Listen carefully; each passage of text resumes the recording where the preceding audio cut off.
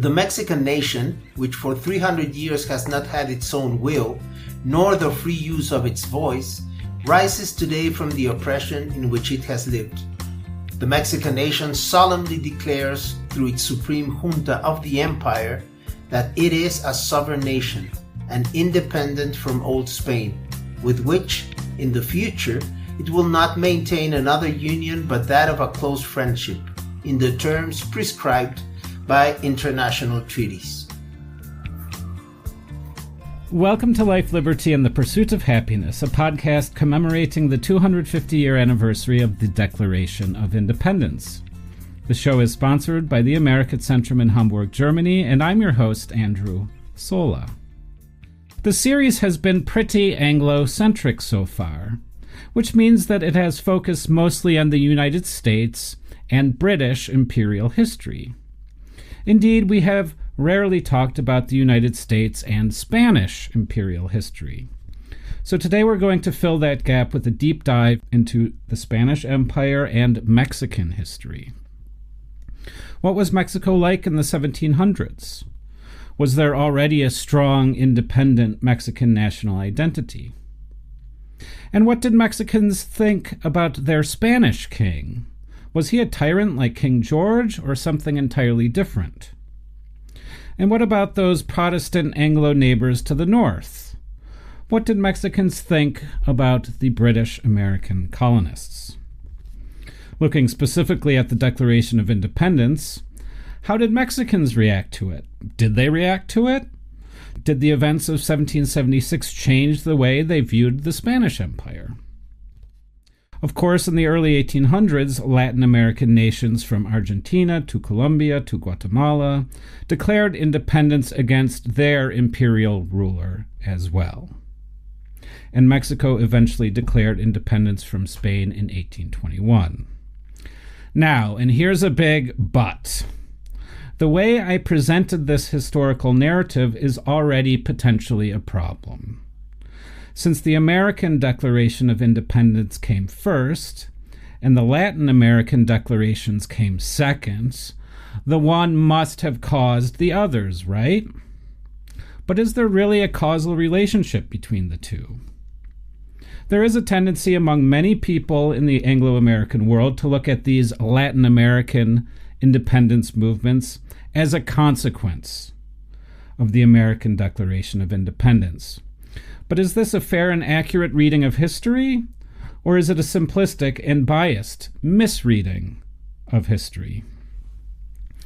These are all questions about my very favorite topics, empires, revolutions, and freedom, and to make it spicier, we have these tricky questions about who tells history and how we tell history. What's the difference from telling this history from a Latin American perspective as opposed to an Anglo-American perspective? And here with me to unpack the history of Latin America, Mexico, and the American Declaration of Independence is a leading expert on Latin American history, Roberto Breña. Bienvenido, Roberto. Thank you very much. Dr. Breña is professor of history at the Center for International Studies at the College of Mexico in Mexico City, and he has published extensively on the Atlantic world, the history of liberalism, and revolutions in Latin America. So, Professor Breña, great to have you here. Let's get started by exploring that quotation that you just read from the Mexican Declaration of Independence from 1821. Why did you choose to start this episode on the American Declaration of Independence with that passage from the Mexican Declaration of Independence? There are two Mexican Declarations of Independence. I will talk about that in a second. But the one I read, let's say, is the official one, the one who had consequences, not the first one. And I will explain in a little while. And I chose those passages. It was not that easy to find passages because the Mexican Declaration is very brief. Very brief. This is a document that has no more than 25 lines. So I chose those in which the desire to become independent is more explicit. And one of the things I should clarify is that at that time, Mexico was an empire. Mexico became independent as El Imperio Mexicano, or the Mexican Empire. It is true that in the end it was an empire that lasted less than a year. And after that, Mexico became a republic, and except for this second foreign effort to name a foreign emperor, let's say the last quarter of the 19th century, Mexico has been a republic throughout its entire history. So this was a parenthesis, and it was a very exceptional parenthesis. But it is important to mention that because in what I read, the name empire appears. And that means that at that time, for only 9 months, almost 10 months, we were an empire. Good. So just some follow-up questions. For me, it's very interesting because we did an episode on the Irish Declaration of Independence, and the first thing that struck me is actually the word 300 years, because in the Irish Declaration of Independence, they also used that exact number of years, 300 years. So why don't you just explain to the audience why the Supreme Junta chose 300 years for the period of time that they've been oppressed? Yeah, and it was not the Supreme Junta in New Spain, what eventually became Mexico, that used 300 years. This was a figure that was used throughout the whole of Spanish America. And the reason is very, very clear, very simple, is the fact that the Spanish Empire in Spanish America began at the beginning of the 16th century. So up until the beginning of the 19th century, that would have been almost millimetrically 300 years in the case of New Spain. So it was a figure that was used by the insurgents at first, those who rose against the Spanish Empire or the Spanish authorities in New Spain. And again, every time I say New Spain, I'm talking about Mexico, but Mexico began to exist in 1821. So if we're talking about the independence or emancipation process, we cannot talk of Mexico. It's like mentioning the name United States or using the name United States before 1783. Well, right. You talk about the 13 colonies. Right. So let me just focus on New Spain now. So I've been referring to Mexico as Mexico. And indeed, in 1776, we would be referring to Mexico as New Spain. Yep. And did it roughly have the same boundaries that it has now? Oh, no. No. The boundaries went to the north, all the way to what I would say is more or less, let's say, the middle of the United States, talking from south to north. And in the western part of the United States, it would go even farther. It is important to remember that in the War of 1846, Mexico lost more than half its territory to the United States. And this is exactly the territory I'm talking about. Interesting. So, to what extent are the citizens of New Spain in the 1700s considering themselves citizens of New Spain, or do they have more of an identity that's associated with being a Spanish colony? Yeah, no, well, they were not citizens. They were subjects of the Spanish king. And that's a huge difference. The term citizen was not the term that it was used because they considered themselves subjects, not citizens. No, citizens, and the whole concept of citizenship acquired, with the age of revolutions, acquired an entity that has had since then, in the Western world at least, but that was not the case in the 18th century in many places. Let me rephrase the question then, and I'll do a comparison then, say, with like the Commonwealth of Virginia, right? By, even the 1750s, we would say, in the Commonwealth of Virginia, there was a very strong local identity as being part of the colony of Virginia, right? To what extent are we having this strong local sense of identity within New Spain. So, and a Virginia planner would say, I'm from Virginia. I'm not part of, I'm not a Londoner or a British person per se. I'm a British subject technically, but my primary sense of identity is to the colony of Virginia. Okay, well, this is a very complicated and abstruse subject, identity, that you're talking about, Andrew. It's very difficult to say what would come first if you asked a new Spaniard at let's say the middle of the 17th century, and then let's say at the middle of the 16th century, or the middle of the 18th century, what would be their first response? I think that it would have varied. But in any case, New Spain, that is also an important issue. The fact that New Spain was the richest and most populated of the territories in which the Spanish Empire was divided.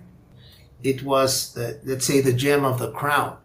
And in that regard, let's say that identity in New Spain would have been, by the beginning of the 19th century, stronger than in other Spanish American territories. For example, el Virreinato de Rio de la Plata, what is today Argentina. Well, it began its existence in 1776. That is 40 years before the Spanish American independence movements began. And if that's the case, well, that means that to have an identity as member of the Viceroyalty of Rio de la Plata at the beginning of the 19th century was almost unthinkable. That was not the case with the Viceroyalty of New Spain, because that Viceroyalty had been in existence for almost 300 years. So that changes a lot from one Spanish American territory to the other. But in any case, trying to answer your question, I would say that the Viceroyalty of New Spain was very probably the one who had a more, let's say, a stronger identity. But we should be very careful with the word identity, because as you very well know, independence doesn't mean, in the cases of almost all of the countries we're talking about during the age of revolutions, independence doesn't mean that a nation already existed. The nations had to be built. The fact that the French used so much the term nation, or the concept nation, if you want, may be misleading in the sense that nations in Spanish America, or what would become Latin America in the second half of the 19th century, because before the second half, let's say the middle of the 19th century, the term Latin America was not used. But in any case, to start talking about identity, in the Mexican case, for example, a while ago I mentioned the war against the United States. One of the most important historical events that cements the Mexican identity would be the war with the United States. But we're talking here the middle of the 19th century. That is 30 years after we became independent. So nation was still a long way ahead. All right. You mentioned a number of things there that I'd like to follow up on. You mentioned that New Spain was the jewel in the crown of the wider Spanish Empire. Yeah. So can you just quickly describe what the economy of New Spain was like at the time? Well, the main commodity, Mexican silver, made for at least a century, made the Spanish Empire work. And I'm not exaggerating. In this regard, Carlos Marichal has very clearly showed that Mexican silver, let's say I'm talking about Mexican silver, it's the silver of New Spain, was crucial for the workings of the Spanish Empire for the whole 18th century. And to what extent, speaking of the economy, are new Spanish traders or merchants dealing with the 13 American colonies or the British sugar islands at the time? Or are these kind of like separate trade networks? Do they interact ever? The Caribbean is the melting pot, the commercial melting pot by, let's say, by definition. So, of course, traders from all of the three most important empires of that time, that is the British Empire, the French Empire, and the Spanish Empire. Of course, they made a lot of transaction in the Caribbean since way before the 18th century. No, it was, I think, the 18th century when things reached its peak, even the beginning of the 19th century. But of course, as you very well know, the 18th century is very much defined in military terms. No, and if that is the case, well, military issues affect very directly economical or commercial issues. But in any case, transactions went in all directions for sure. So you would expect to see the major ports in the colonies, Philadelphia, Boston, and New York, trading with colonies in New Spain. Yeah, like, pretty directly. Yes, but we should be very careful in this regard, because the Spanish Empire, up until 1778, and that is only 30 years before the independence movements began, was a very closed system. And the way we conceive commerce in the 21st century has nothing to do with the way in which commerce was conceived in the 18th century. No. Why don't you just give me an example of a difference that's important? Yeah, well, for the Spanish crown, only certain ports in Spanish America could make trade with only certain ports in the Spanish peninsula, let's say in the mother country. Right. That began to change in 1778. But up until that time, it was a very closed commercial system. And up until the very end, it's no coincidence that one of the most important demands in almost all the territories, especially those with ports, was the fact that they were tired of this very tight control that the Spanish crown had regarding commercial issues. Okay, it's interesting that you mentioned that, because one of the major points we see, the major grievances against King George in the Declaration of Independence, is his restriction on trade. Oh, yeah. And this is what infuriates the planters in Virginia and the merchants in Boston and Philadelphia as much as anything else, that King George is really restricting the trade that they believe is their right to trade with whomever, basically whenever. And this does set off a lot of the grievances. And I just mentioned King George. There are different Spanish kings throughout the 18th century. How would you describe the relationship between the subjects of New Spain and their king? And the second question within that is, there were in the 13 colonies, there were colonists who are more on the kind of radical side of, we really want more independence and freedom, and then on the other side there were very conservative loyalists who are like, we have full faith in King George and the monarchy. So is the political situation in New Spain kind of like that with the relationship with their kings?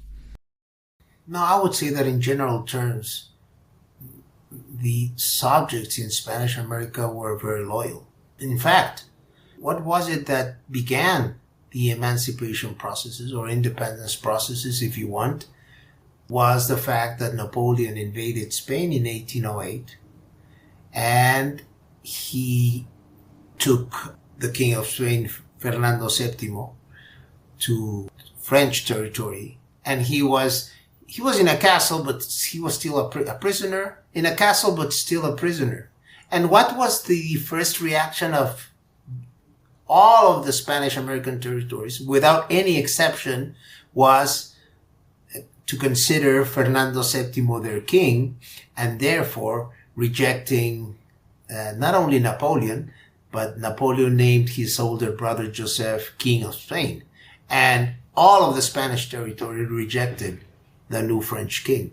And all of them supported Fernando VII as the only legitimate king of the Spanish Empire. And that event in particular, not the invasion in particular, but what transpired after the invasion, what was the historical event that triggered the emancipation processes. for the first couple of years, all of the Spanish American territories remained loyal to Fernando VII.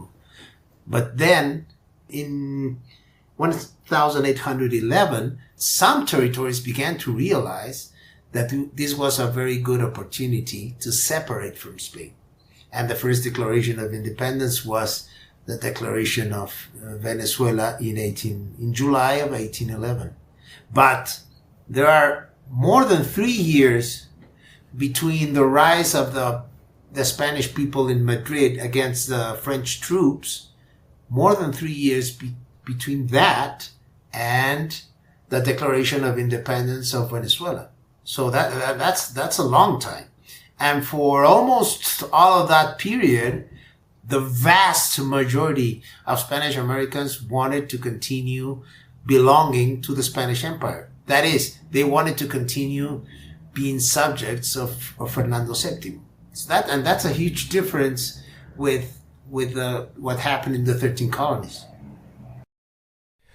Okay, so the sort of final, for me, just a basic difference between the British Anglo-North American colonies and the Spanish colonies, New Spain, and the others is, of course, the British North American colonies are Protestant, except for Maryland, and all of the Spanish colonies are Catholic. So what are maybe some of the important points to remember about these differences? Well, religion played a very important role in the Spanish American independence movements. In fact, when you take a look at the two declarations of independence of New Spain or Mexico, if you want, very soon you would realize the weight of religion in both declarations. And by the way, I will say just a few things about the first of the declarations that I said a while ago I was going to say something and I didn't say, but or I haven't said. So that to begin with, religion was, in the Catholic religion, of course, I'm talking about, was very important for the Spanish Empire, and the role that the church played during the almost 300 years of Spanish dominance, or the dominance of the Spanish Empire in Spanish America was fundamental in very many respects, not only politically but also socially and in educational terms also. So this is an aspect that for someone coming from a Protestant country maybe not that easy to understand the role and the weight that religion played in Spain and consequentially in Spanish America. Good. I'm going to come back to that later because I do want to explore another abstruse concept, which is how people thought of freedom in New Spain. But I started by talking about the fact that we can think of the American War of Independence as the precursor to Latin American independence movements, and that might not actually be accurate at all. And indeed, you've already mentioned some historical points that should give us pause here, that we shouldn't think of the American Declaration of Independence being too influential on Latin America. And you've already indicated that the invasion of Spain by Napoleon was much more important as a causal factor than anything else, despite the fact that they were still sort of had their allegiance to the king. Now, I think it's important that you just talk a little bit about this theory that the American Declaration of Independence was so important, so influential in Latin America, and maybe some reasons why you think that we should look at it from a different perspective. Yeah.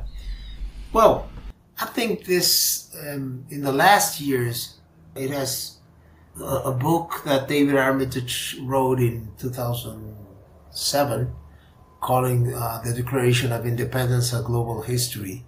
I think that it has had a lot of influence in order to consider the Spanish American Declarations of Independence as using the word that Armitage uses a lot in his book, considering the American Declaration of Independence as a model. Well, I've read all of these declarations of independence of Spanish America, and I can tell you that a couple of them may have used, and I insist on may have used, because intellectual history has shown us, let's say at least intellectual history during the last 50 years has shown us that we have to be very careful with this notion of this very much used at a certain moment in the history of ideas notion of influence. No, we have to be very careful when we use the term influence. That was not the case 50 years ago. But now we should be careful. And I think that, again, I've read almost all of them, I think, of the Spanish-American Declarations of Independence. And in some of them, a few of them, I can see some influence. But I would say that in the majority of them, I don't see the presence of the American Declaration of Independence. And this has to do with this category that is so important for intellectual history nowadays, and that is the category of context.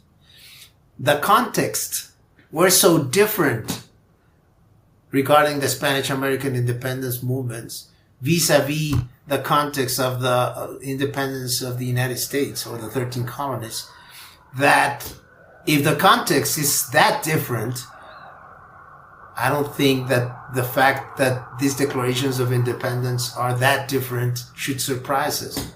It only can surprise us if we sort of assume or accept propositions like the ones Armitage makes in his book.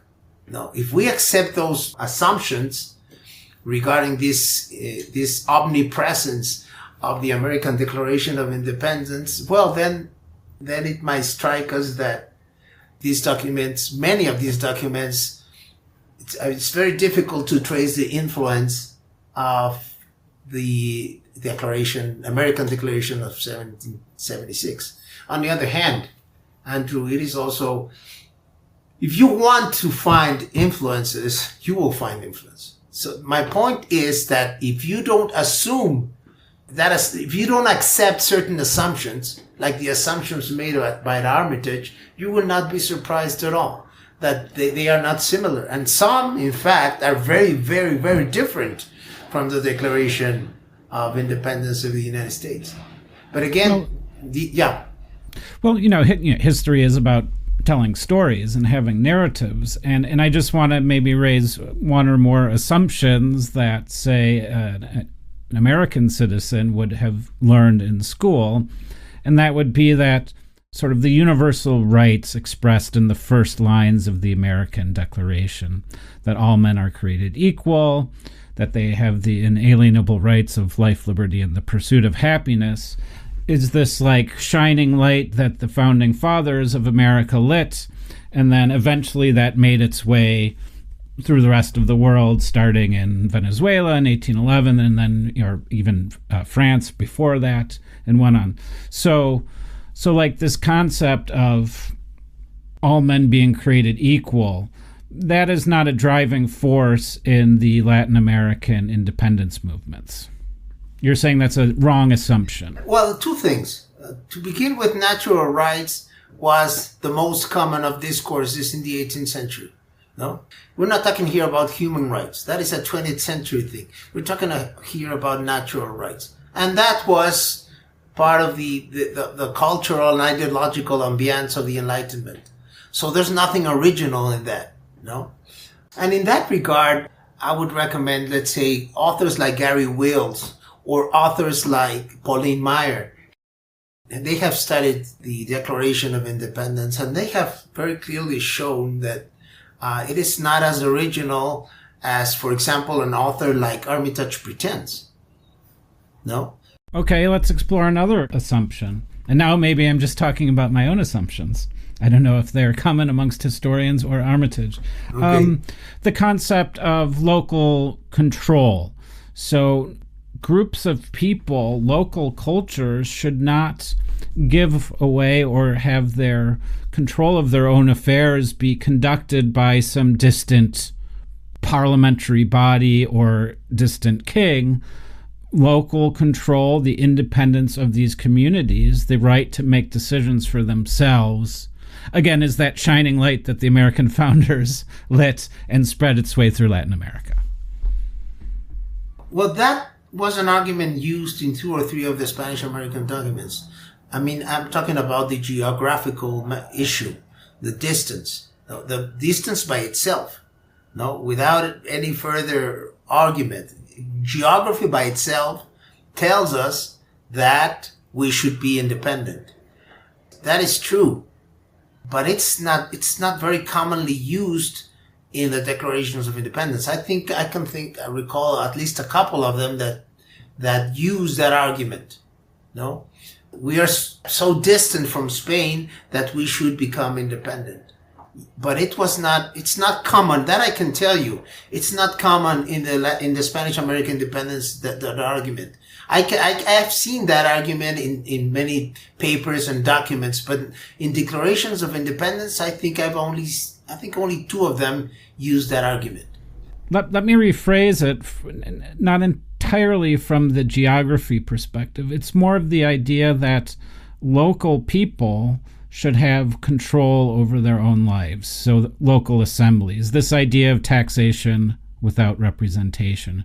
We shouldn't be taxed if we don't have any say in the taxation. And again, that only appears once in the Declaration of Independence. It's not this huge grievance that is repeated a lot. But again, I'm talking about we're talking about intellectual history now, the dominant things that you would be taught as an American school child. Okay. Is this idea of local control of your own affairs. I don't perceive that in the Spanish American territories throughout the 18th century. And there's a reason for that. The way in which the British Empire works politically in America is very different from the way in which the workings of the Spanish American Empire.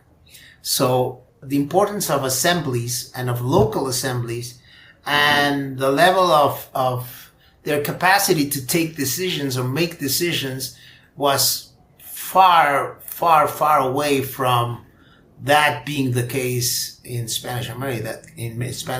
That was not the case. It was a much more centralized empire. And it was an empire that did not expect subjects in each territory to make it or to take important decisions. No. And that, I think, explains a lot of things regarding the future of both the United States as an independent country and of the Latin American countries, or Spanish American countries, later Latin American countries.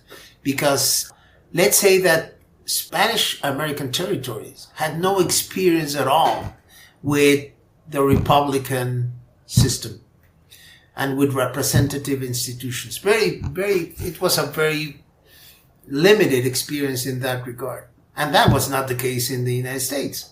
So therefore the transition, let's say, was a smooth transition because you were used to that kinds, and I say you because you are American, although you're in Germany now. But in any case, this is a very important element to explain the future of both countries, that the stability in one case and the instability in the other.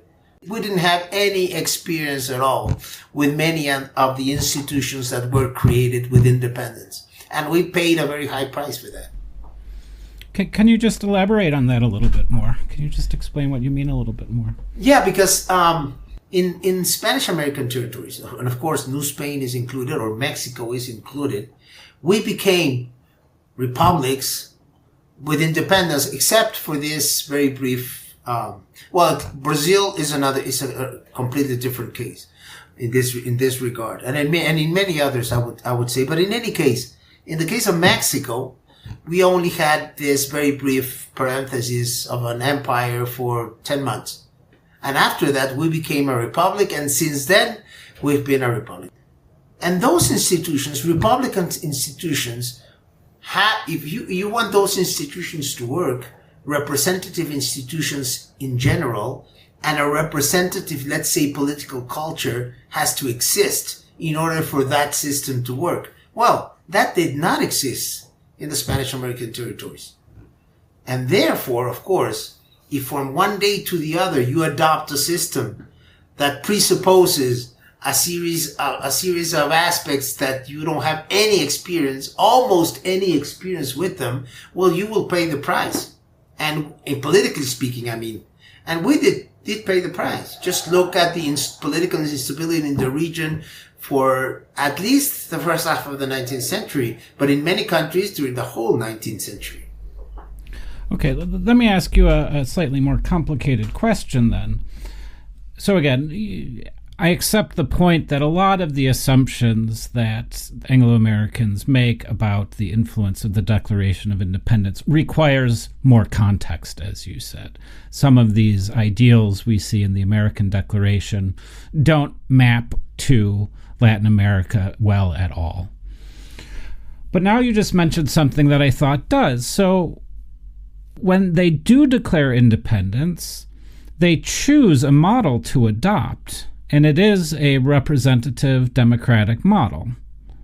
Could you not argue that came from the United States? Oh, yeah. No, in that sense, of course, there's an influence of the American political system in the drafting of many constitutions in the Spanish American territories or Latin American territories.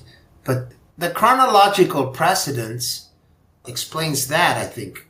The thing is, chronological precedence by itself does not mean or should not mean a causal relationship. Cause and effects. I think we should be very careful in that regard. I've seen that a lot in some of the experts on the Atlantic revolutions. Just because of a certain chronological precedence, they try to establish a series of causal connections that, in my view, they just don't work very well. Not even between the independence of the 13 colonies and the French Revolution. Less so with the Haitian independence movement or revolution, I would say. It would be better to say revolution, because the Haitian independence movement Haitian revolution was not an independence movement, but until the very end of it. And more so regarding the Spanish American independence movements. I think we should be very cautious regarding those sequences that certain authors, mostly Anglophone authors, establish between there's only one revolution that goes from Philadelphia to Paris, from Paris to Saint-Domingue, and from Saint-Domingue to all the capitals in Spanish America. I think we should be very, very careful with that kind of sequences. Good, and I agree with that. So let's go back to New Spain and just think a little bit more about New Spain. Okay, yes, one thing I had to mention since the beginning of our conversation, Andrew, was the fact that the 1821 Declaration of Independence was not the only Declaration of Independence in New Spain. There was a precedent 8 years before 1821, that is in 1813, and that was the Declaration of Independence made by the insurgents that were fighting against the Spanish authorities in New Spain. No?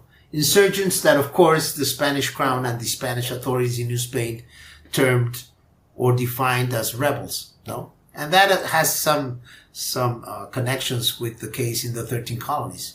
Because when they drafted that Declaration of Independence, that it's never called a declaration, by the way, but in any case, they did not want to be considered rebels. And they gave many reasons, 27 in particular, why George III has gone against, let's say, the kind of historic relationship that or compact that they had established since the very beginning. And those 27 elements explained by themselves. You're a tyrant. If you're a tyrant, we're not rebels, and therefore we want to be independent. In that regard, there are some, of course, let me be clear about this. I'm not saying that there are no possible connections regarding certain issues between the American Declarations of Independence and some of the Spanish American Declarations of Independence. In general terms, I am very skeptical about this, assuming this position that there was a very important presence and that there was an influence, and even less, of course, I would talk about causality. So how did the insurgents in Mexico, what kind of people are they? Are these like wealthy people like Thomas Jefferson and George Washington who have all this land and all this political power already? Or, who are these insurgents in New Mexico? Well, the Mexican insurgency is a very peculiar insurgency because it was the only insurgency in the whole of Spanish America that was directed by priests. At first, Miguel Hidalgo, and then José María Morelos. And that very much defined the Mexican insurgency up until the very end. That to begin with.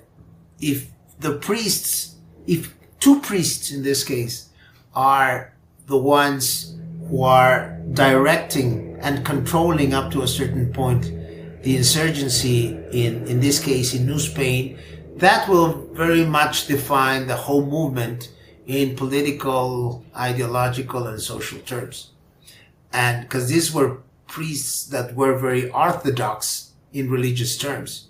We're not talking here about, I think the word in English is defrocked, right? Mm-hmm. Or something like that. Priests. That was not the case at all with Miguel Hidalgo and with José María Morelos. They were very traditional priests.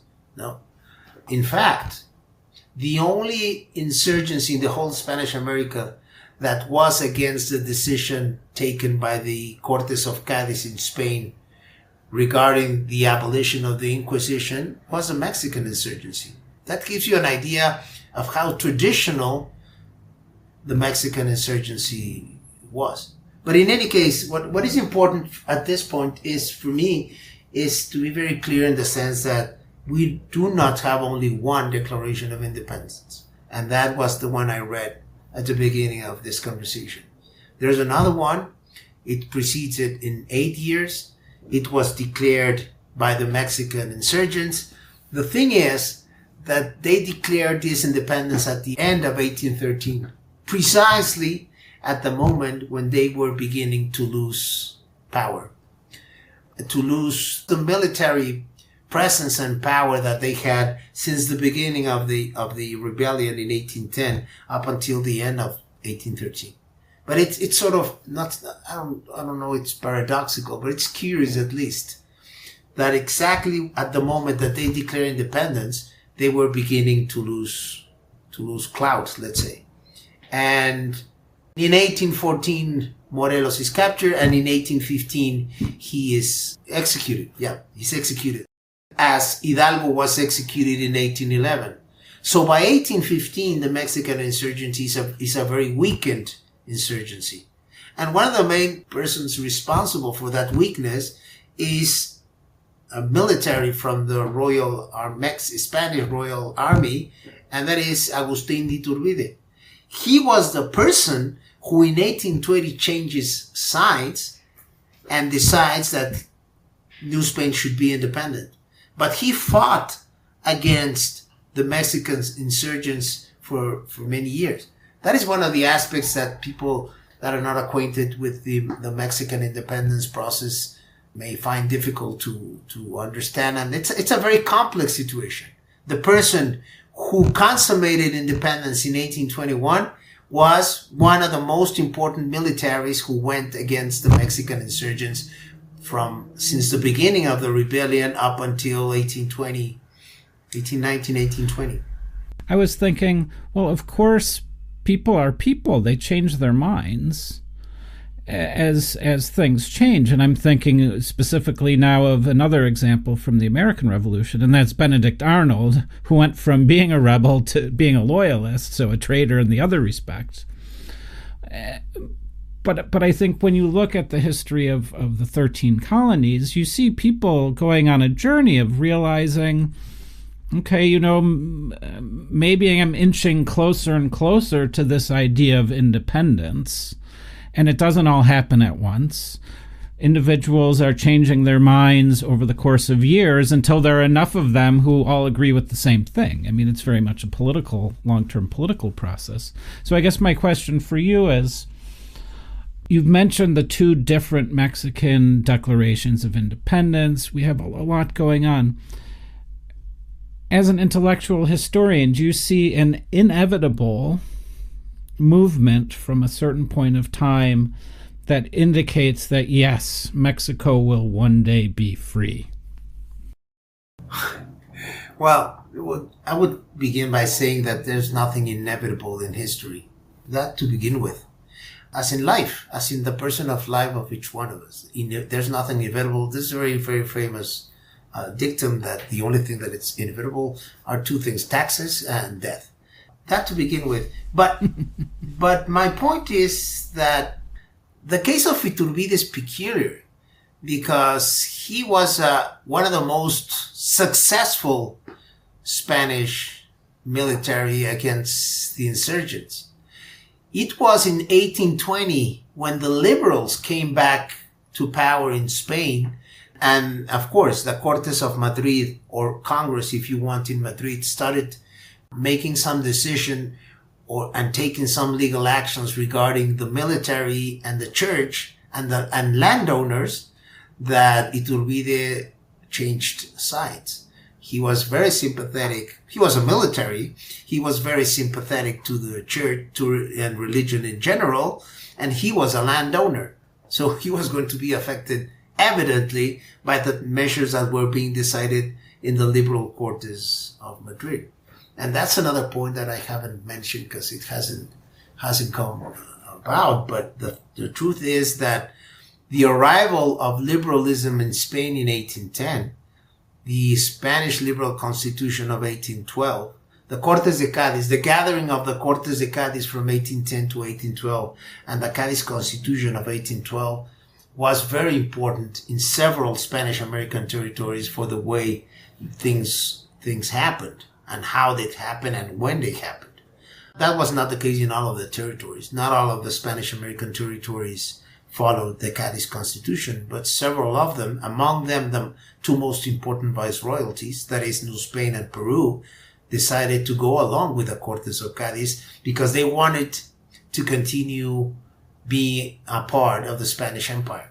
No, that's something that Spanish American historiographies or Latin American historiographies do not mention very often. But the truth is that a lot of Spanish Americans wanted to continue being part of the Spanish Empire. Interesting. The wars of independence or of emancipation in Spanish America are mainly civil wars. And they're civil wars for a very simple reason. Because the percentage of peninsular Spaniards in the Spanish American territory was very, very, very limited. So they had to be civil wars. And that to begin with. We're not talking here of liberation wars. We're talking about civil wars. But in the case of New Spain, for example, if it began in 1810, it went all the way up until 1821 to become independent.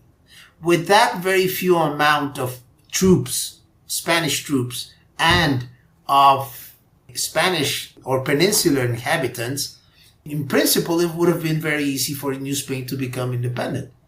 One of the reasons why that didn't happen, and Peru is exactly the same thing, was a very simple, in my view, a very simple conclusion. And that is that many New Spaniards and many Peruvians did not want to become independent. But that, of course, I mean, you can imagine that for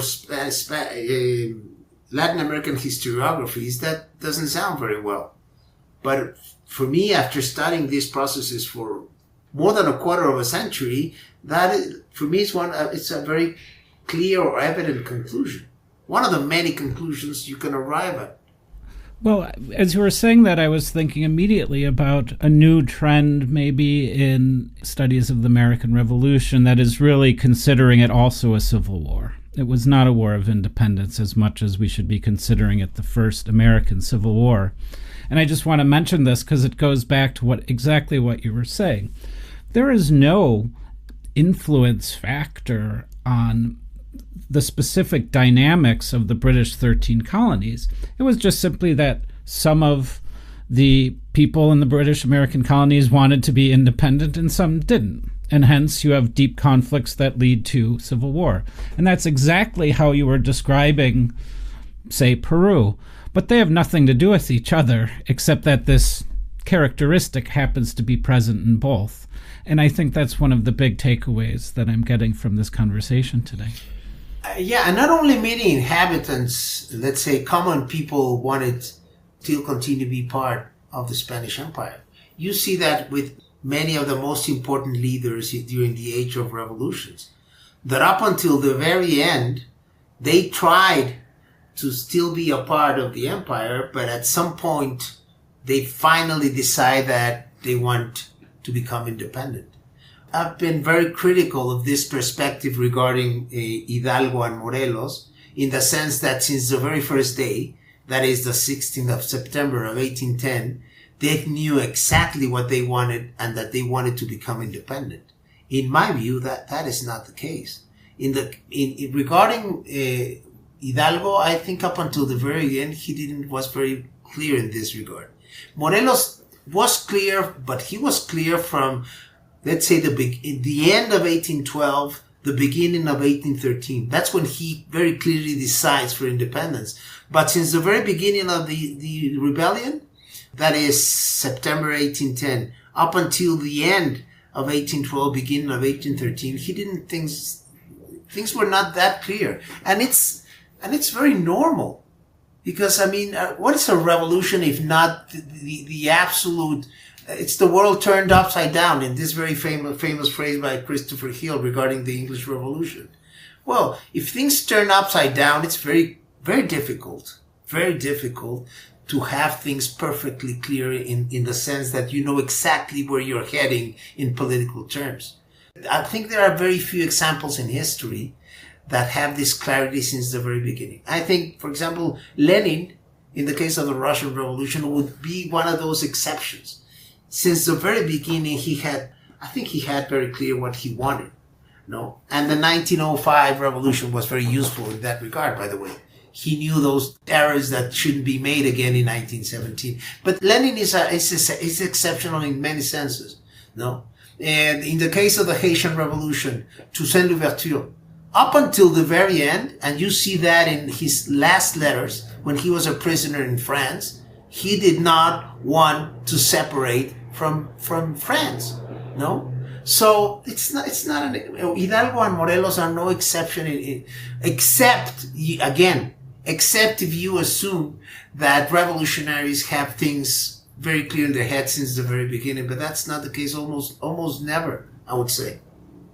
Fascinating. Roberto, thank you so much.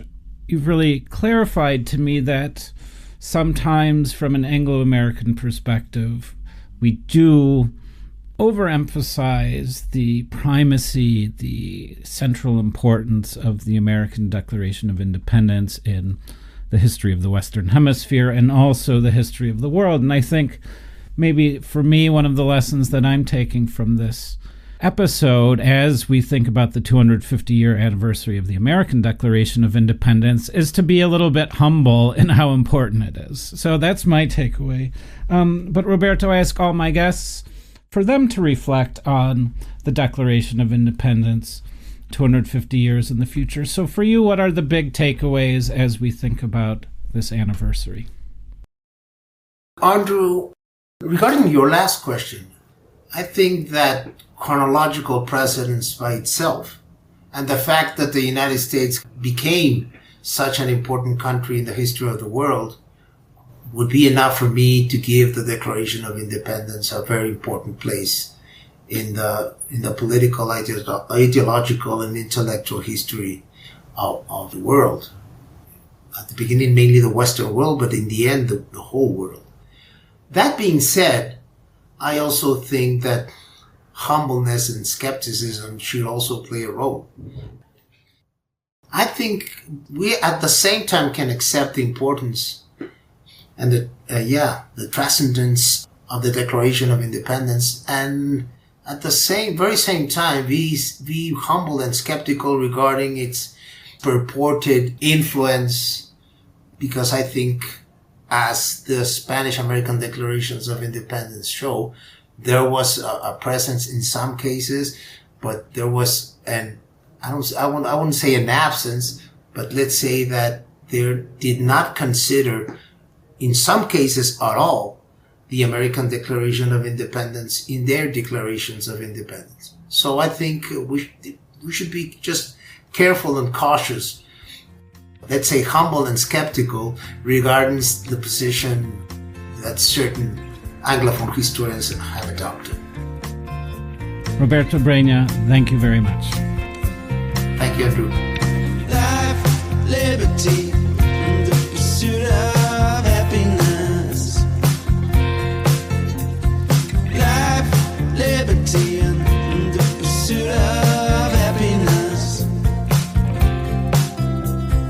Life, liberty, and the pursuit of happiness. Life, liberty, and the pursuit of happiness. The pursuit of happiness. If you enjoyed this podcast and would like to support German-American friendship, why don't you visit us at our website, americatcentrum.de, where you can become a member and donate. The American Centrum is a nonpartisan and not-for-profit institution dedicated to strengthening the transatlantic relationship. The views and opinions expressed in the episode are those of the guests or the host, not the American Centrum. We take our nonpartisan mission seriously. Therefore, we do not take any institutional positions on politics or policy. Learn more about us, become a member, and donate at americatcentrum.de. Thanks for listening.